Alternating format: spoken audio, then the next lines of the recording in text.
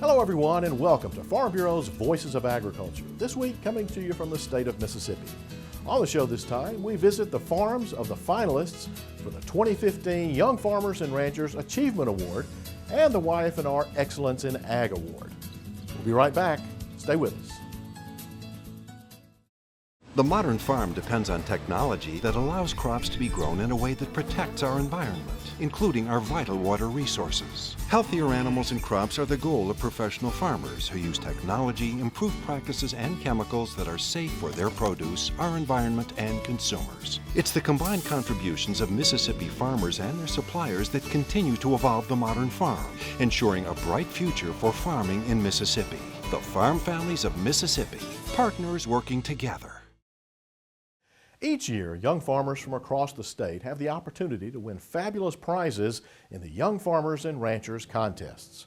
This year, 7 finalists were named for the YF&R Achievement Award and 6 finalists were named for the YF&R Excellence in Ag Award.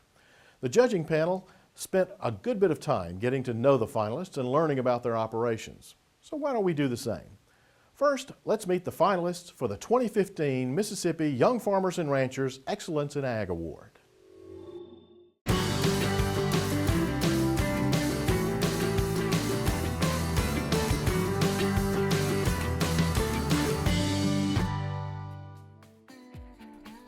Our first nominee is Craig Hankins of Bolivar County. Craig is a county extension agent focusing on agriculture, natural resources, and 4-H youth development. As an extension agent, my main priority is as an educator. So whether it be with 4-H kids, farmers, whatever programs I do, our main goal is to educate.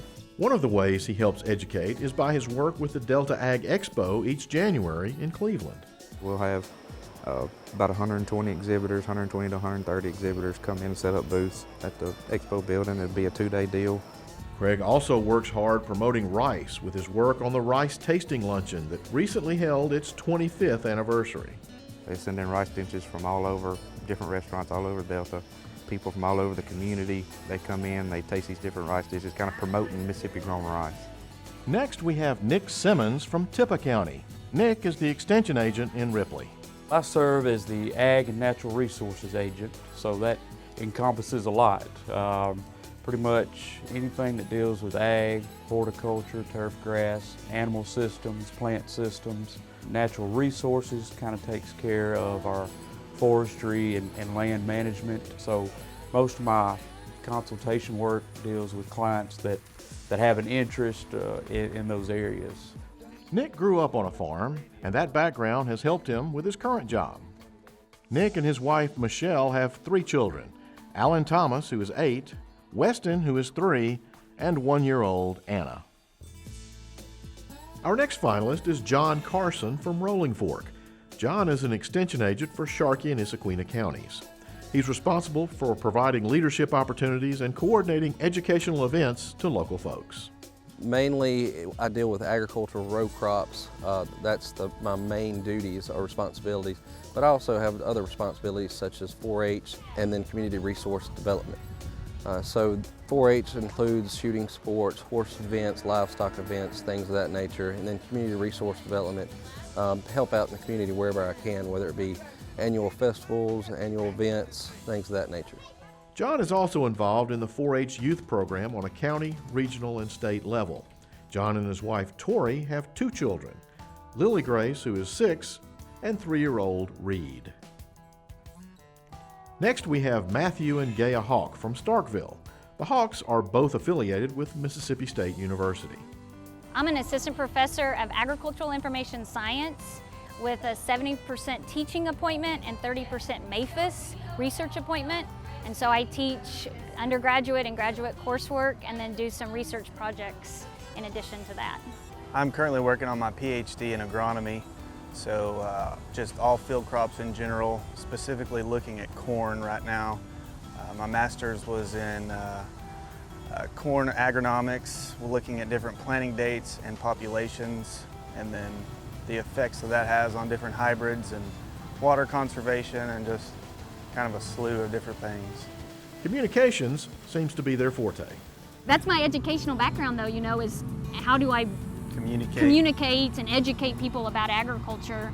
And and there's certain things that we need to really continue to promote and advocate and really, you know, be passionate about getting the word out and serving our agriculturalists.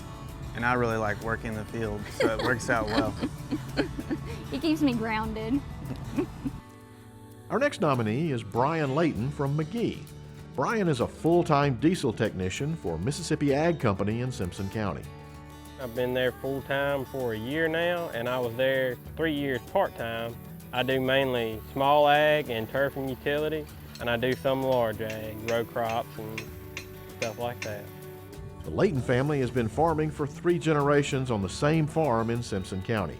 This is what I've leased here. My family farm is on another patch of land. You know, I've leased this so I can put my cows and my beans on it. This is Brian's first year to actually farm on his own. It's quite a challenge with a full-time job. Oh, it's tough. I get a lot of help from my dad. He helps me out a lot. Just having a job, you know, and then coming and doing this, when you get off work, you go back to work. Many of you may remember Brian's grandfather, Maurice Layton. Mr. Maurice was a big part of Farm Bureau for many years, even winning the coveted Excellence in Leadership Award in 2008. He was also instrumental in distributing donated supplies in the aftermath of Hurricane Katrina. I know he won some awards for himself in our county, and you know, I just want to strive to be like him and do what he did. Our final nominee is Kenneth Parker. Kenneth is a high school ag teacher at South Jones High School in Ellisville. Well, the classes I teach Ag and Natural Resources 1 and 2, and I teach an Intro to Agri-Science class. But the big thing we're doing right now is a renovation on the greenhouse. We have just got a hydroponic system that we want to get set up, but to do that we have to put in a new evaporative cooling system, and new fans, and replumb everything. This greenhouse is over 30 years old. But we're just going to redo all that so we can start fresh, and that's what the kids are doing right now. Kenneth says it's important to teach kids about agriculture, even if they're not going to be farmers. You can do without a lot of stuff, but if agriculture shuts down, we're all gone. I mean, you don't eat, you don't wear clothes. And it's just, that's the foundation. You know, if situation demands it, they know where, how, you know, to survive. They need to know how to plant stuff. They need to know how to grow stuff. Kenneth practices what he preaches. He has a truck crop farm that he works on also. We do tomatoes, a dozen different varieties of peppers, cucumbers, squash. We grow onions, potatoes, corn, sugar cane, okra. We also do bees.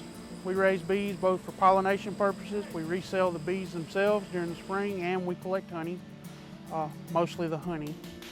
Over the next 5 years, Kenneth intends to get his national board certification and earn his specialist's degree and PhD in higher education administration, with the possibility of one day becoming a vocational director. And those are the nominees for the 2015 Young Farmers and Ranchers Excellence in Ag Award.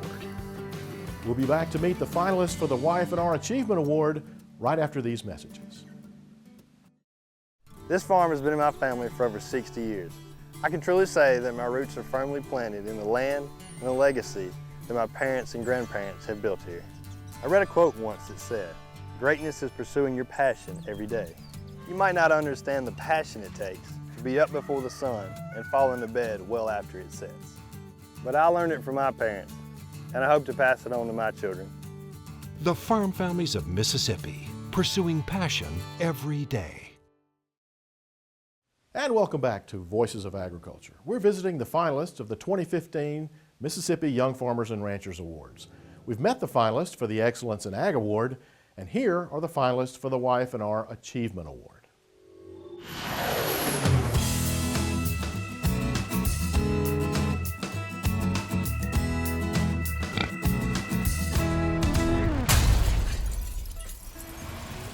Our first nominee is Andrew Thornton from Panola County. Andrew runs a row crop and cattle farm just south of Batesville. He's been at it for 11 years. Soybeans, cotton, milo, little corn year to year, wheat, and we've got about 200 head of mama cows. Despite the long stretch of little to no rain, Andrew said he's done well this year. We've had a pretty good year on the soybeans so far. We We needed one rain in August to finish them out. Would have been a little better crop, but they've averaged still between 40, 45 bushels an acre. That's pretty good for dry land beans on a year like this. Even though Andrew does most of the work by himself, he still wants to grow the operation. We've been testing irrigating out of the creek. That's worked out well. It's worked out real well on corn and cotton. Andrew says he would like to become more involved with Farm Bureau. He currently sits on his county Farm Bureau board.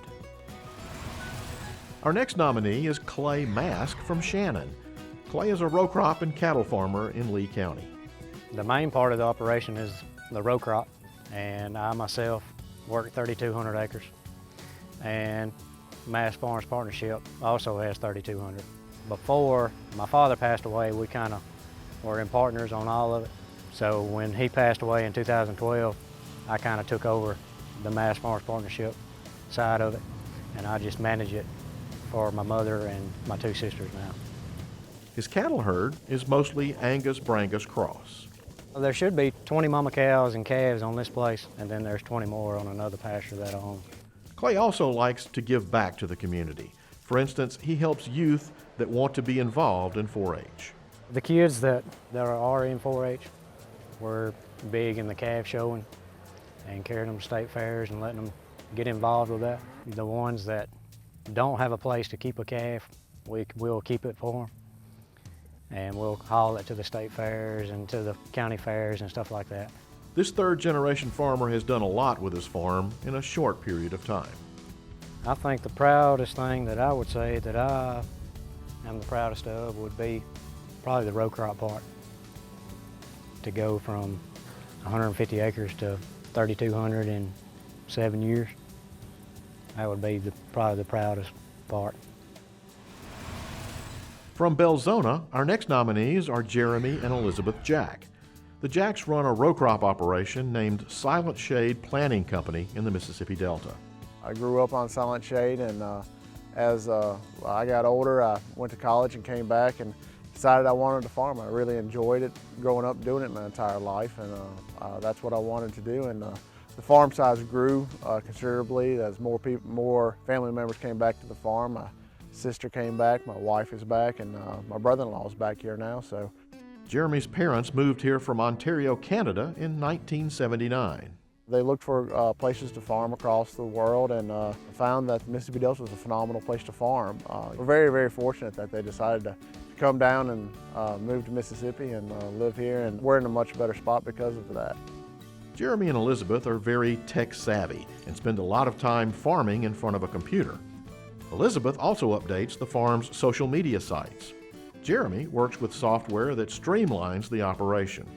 That helps us track our equipment, track our data going across our farms, but also helps us analyze our farms and send work orders to our guys and get back information we need. It's driving down that cost of production to acre, and I can try to see where 1 acre stands and compared to another acre on another farm, and try to figure out, okay, our cost of production is too high on this field right here. What are we doing wrong? Jeremy and Elizabeth have one son, Thomas, who was just a couple of weeks old when we visited. Our next finalists are William and Kayla Tabb from Eupora.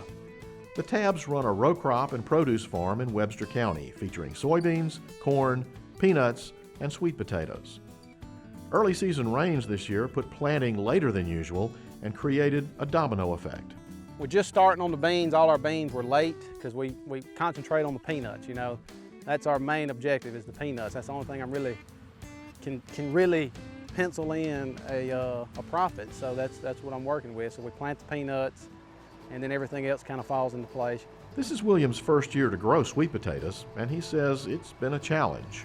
My brother, he farms a lot of sweet potatoes, and I went to him and I told him, I said, look, you know, we're losing land to sweet potato farmers because of the rent. I mean, you know, it's a profitable crop, and when I asked him, I said, I think I'm gonna grow a few sweet potatoes. I said, can you help me? First, the task was setting the potatoes, was my first ordeal. And we got them planted, no problem, and they look good all year, but it was stressful to get them set.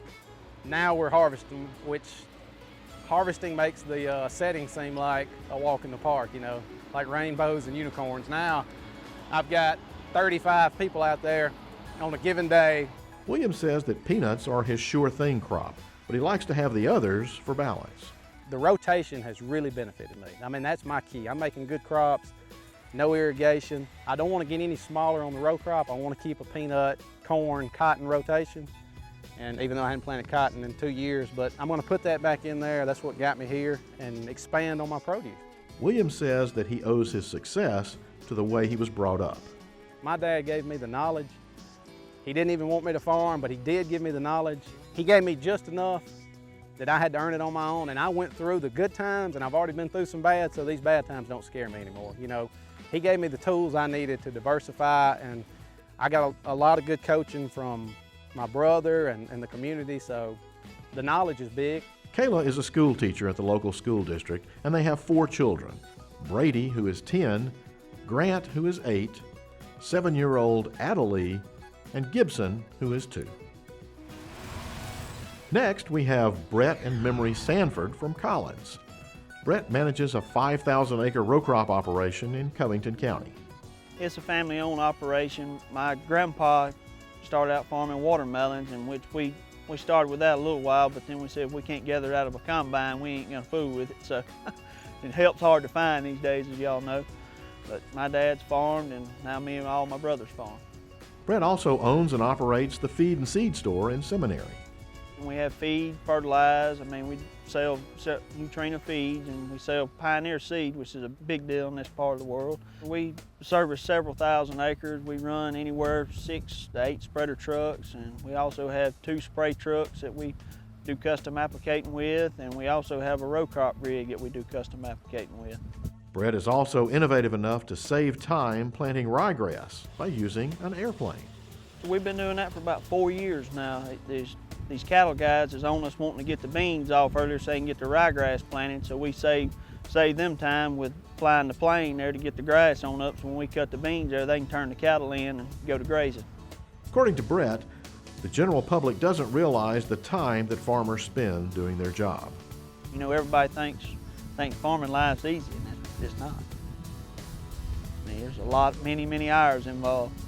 Memory is a first-grade school teacher at the local elementary school. She and Brett have 3 kids, Jackson, who is 6, Alex is 5, and 4-year-old Braden. Next, we have Sarah Mote from Pike County. Sarah and her family run a 50-head dairy near Progress. Normally start about 4 o'clock in the morning, 4 o'clock in the afternoon. We all play a part in everything here. We all wear many different hats for many different responsibilities. Dad, my sister, myself, we will be found in the barn at any given day, any given time, helping one another. We low temperature, vat pasteurized. It is non-homogenized. We pride ourselves in our cow to table in 24 to 48 hours. It's always fresh. And from our jerseys and our green grass, you always get a really nice cream line milk. Everybody asks about the cream line. And during different seasons, you can tell the different colors.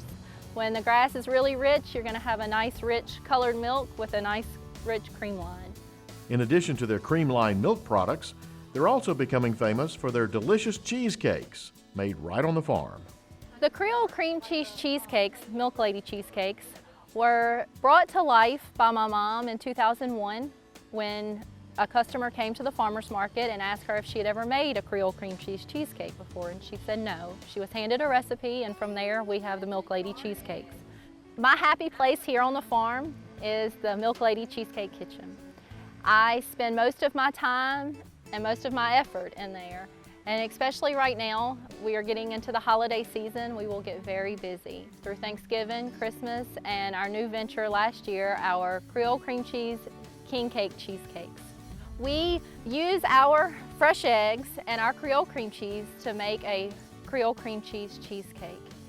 Fresh, no preservatives, no additives. We make about 150 to 200 small ones a week that are sent to various stores and restaurants. Sarah emphasizes that this is a family dairy that has been in operation for more than 80 years. She shares the work with her parents, her sister and brother, her 2 children, and her nephew. Our final Achievement Award nominee this year is Taylor Hickman from Hattiesburg. Taylor owns and operates a poultry farm near the hub city. I grow alongside my brother. My uncle's got chicken houses as well. Started growing chickens in January 2007, so I've been growing chickens for 8.5 years now. I started with 4 chicken houses, and my brother's got 4 as well, but the 2 of us are going in together and we're building 4 more, so essentially I guess we'll have 6. I have about 5 flocks a year. They're roughly 9 pounds. I get them when they're just a few hours old and grow them till they're 60, 63 days. In addition to the chicken houses, Taylor also raises soybeans.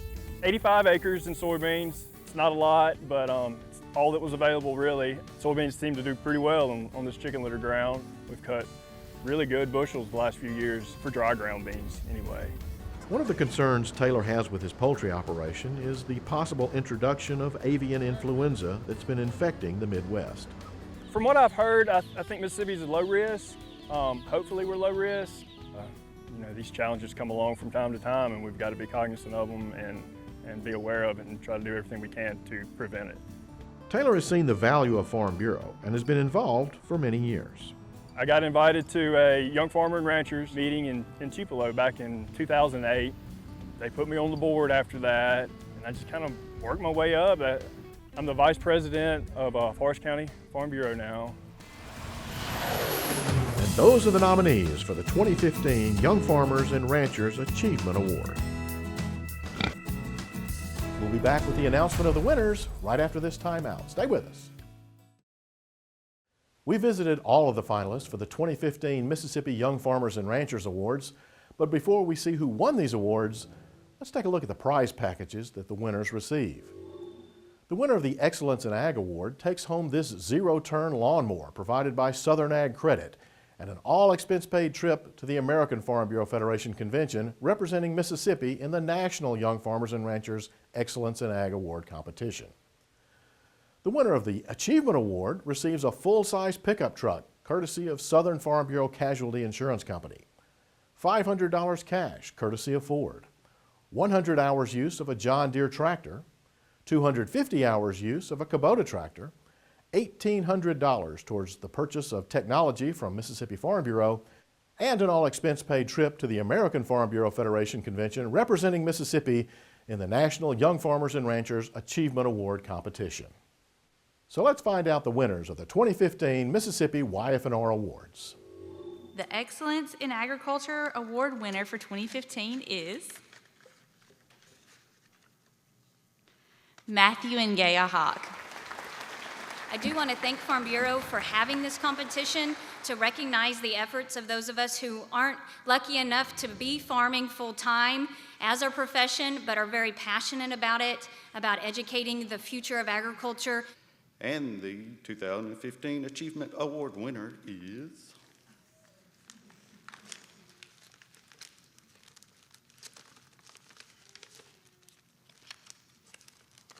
Billy and Kayla Tabb. I was raised in a farm family and I'm proud. And I know all of y'all are. And we love it and we love being farmers and being part of Farm Bureau. Congratulations to Gaya and Matthew Hawk and also to Billy and Kayla Tabb. Both couples represented Mississippi earlier this year at the American Farm Bureau competitions. And watch what happens.